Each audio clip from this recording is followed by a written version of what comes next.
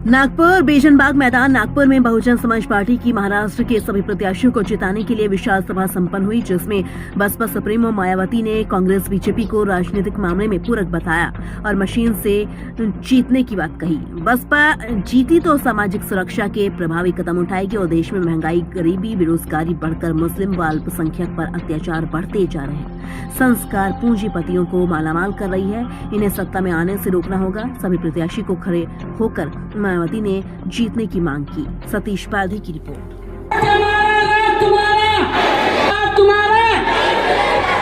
हाथी चलता है बाजार, कुत्ते भौंकते हजार। हाथी चलता है बाजार, कुत्ते भौंकते हजार। बहुजन समाज पार्टीचा, बहुजन समाज पार्टीचा, बहुजन समाज पार्टीचा धन्यवाद। या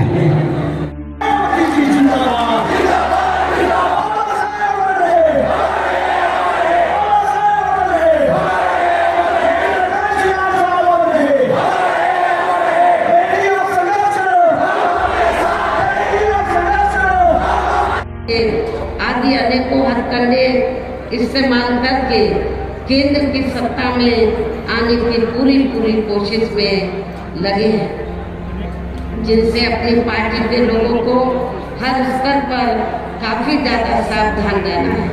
और इस मामले में विरोधी पार्टियां अपने अपने पक्ष में हवा बनाने के लिए खासकर मीडिया, ओपिनियन पोल व सर्वे आदि का जो बड़े पैमाने पर इस्तेमाल कर रही हैं, तो उनसे पार्टी के लोगों को बिल्कुल भी गुमराह नहीं होना है। इसके साथ ही विरोधी पार्टियों के विभिन्न रूपों में जारी किए गए इनके हवाई व प्रलोभन भरे चुनावी घोषणा पत्रों एवं वायदों आदि के बहकावे में भी अपनी पार्टी के लोगों को कतई नहीं आना है, जिन्हें ये पार्टियां चुनाव खत्म होने के बाद ज्यादातर अमल में नहीं लाती हैं और अब जिन पर से देश की जनता का अधिकांश विश्वास ही उठ गया है। यही खास वजह है कि हमारी पार्टी किसी भी चुनाव में अपनी पार्टी का कोई भी चुनावी घोषणा पत्र आदि जारी नहीं करती है। वैसे भी हमारी पार्टी किसी भी मामले में कहने में बहुत कम बल्कि कार्य करके दिखाने में ही ज्यादा विश्वास रखती है।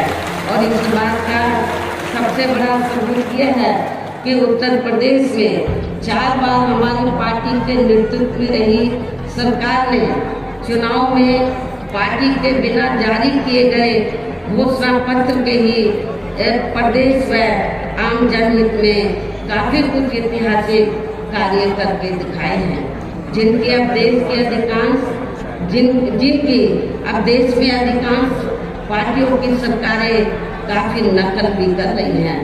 जबकि इस मामले में हमारी पार्टी का ये कहना है कि यदि इन पार्टियों के स्थान पर केंद्र में हमें अपनी पार्टी की सरकार बनाने का मौका मिलता है, तो तब फिर हमारी पार्टी की बनी सरकार केंद्र में यहाँ अब तक रही सभी विरोधी पार्टियों की सरकारों की तरह केवल यहाँ हवाई व कागजी कार्य आदि नहीं करेगी, बल्कि उत्तर प्रदेश की तरह ही जमीनी हकीकत में ठोस कार्य करके दिखाएगी। और इस संदर्भ में खासकर मैं ये कहना चाहूँगी, केंद्र द्वारा देश में पिछले कुछ समय से अति गरीब परिवारों को अस्थायी तौर पर फ्री में जो थोड़ी सी खाद्य सामग्री दी जा रही है, तो उससे इनका स्थायी तौर पर भला होने वाला नहीं है। वैसे विशेष ध्यान देगी। साथ ही देश में अब आए दिन बढ़ रही गरीबी, बेरोजगारी व महंगाई आदि से भी जनता काफी ज्यादा त्रस्त है, परेशान है, जिसे भी आर्थिक नीतियों में तब्दीली करके जरूर दूर किया जाएगा।